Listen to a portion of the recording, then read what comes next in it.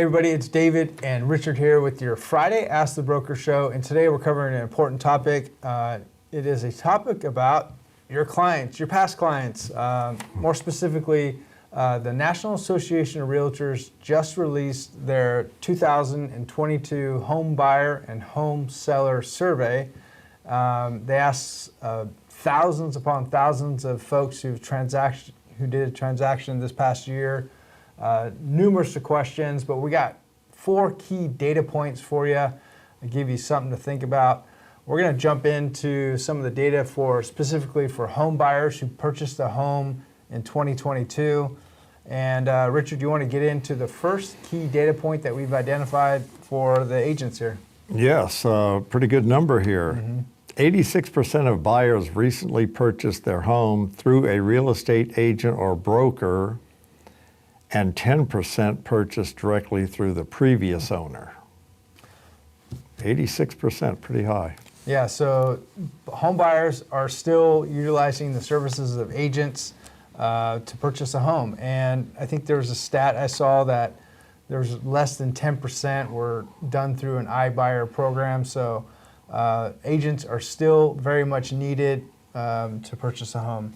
Okay, absolutely. The next buyer stat that I thought was very interesting is only 38% of buyers used an agent that was referred to them by a friend, neighbor, or relative.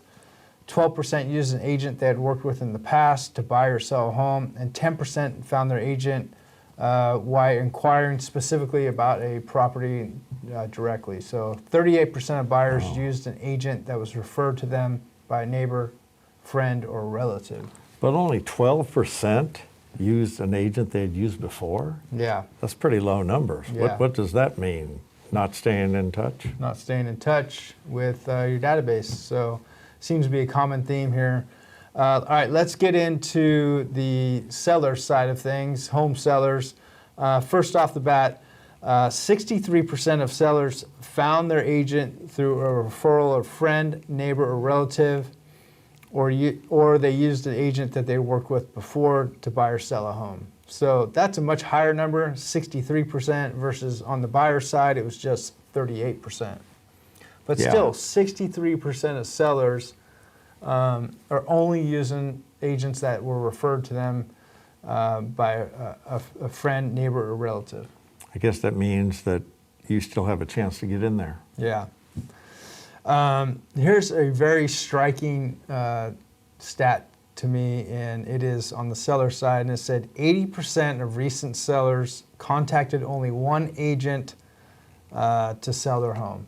So they're not interviewing. Most people only interview one agent, which is surprising to me. I always had something I said about that. Floor time now is not as popular as it was, but floor time used to be, and please don't take this wrong, agents out there, floor time was usually taken by agents that didn't do a lot of business because the busy agents didn't want floor time because it took up all their time. So you call in to this office, you get the person on floor who's a low producer, not a very good agent, and you take that agent not knowing any better. You maybe should do a little more due diligence and interview them to see about getting a good agent versus one that just answered the phone. Yeah, I agree. And one more statistic for you here on the seller side, 39% of sellers use the same agent to purchase a home as sell their home. So that means they're selling a house and purchasing another house, but they're only using only 39% of those folks did it. So I wonder, that has to do with maybe a lot of folks are moving out of state, to another area. moving out of a different area. Yeah. But otherwise, that's not a good stat. I'd hate for you, I sold your house, and then you used David to buy your house 4 blocks away. Yeah. I must have done something wrong. So one of the commonalities that we see in this report each and every year is the striking number of folks who don't use the same agent that they've used in the past. Yeah. Here we are with buyers, 38%. Here we are sellers at 63%. Those numbers, in our opinion, should be much higher. And the reason they're not is the lack of communication, the ongoing relationships that you have with your clients, your past clients. people just aren't staying in touch. So I think the moral of the story here, given these numbers, the moral of our episode is to develop a system to stay in touch with your database over the long term. This is relationship business, and you can't just be one and done with the transaction. Think long term. Yeah, stay in touch. The numbers prove that we're not doing a good job at that, so Yeah. let's see if we can improve that a little bit. All right, guys, thanks for watching this week's episode of the Ask the Broker Show. We do it each and every Friday, so tune in next week as well. We'll see you then.